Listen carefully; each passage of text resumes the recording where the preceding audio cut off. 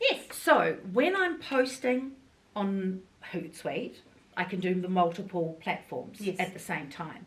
Do you post the same post across those three at the same time, or do you need to mix them up? So it's a really, really good question. And look, lots of marketers tell you that you should.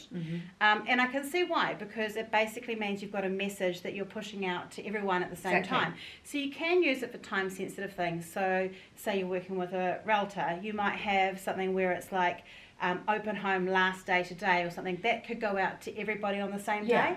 But your other posts, your engagement posts, the ones that you're wanting to do to build trust and relationship, I wouldn't personally post those the same on every platform. Because if someone's a fan of yours, they're quite likely to be following you at least on 2 or sometimes 3 of those different things.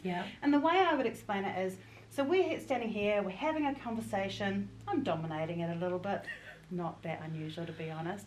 And we're having this conversation, and imagine if we're having a conversation about coffee and we talked about the coffees we liked and all those sort of things, and then we zipped into the other room and we started another conversation, and I just went, I'm just going to repeat my conversation with you.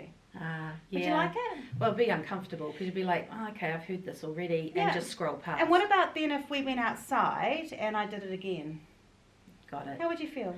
I'd get a little sick of hearing from it. Yeah, I am quite engaging, but not that engaging. Is that true? That's true. Yeah.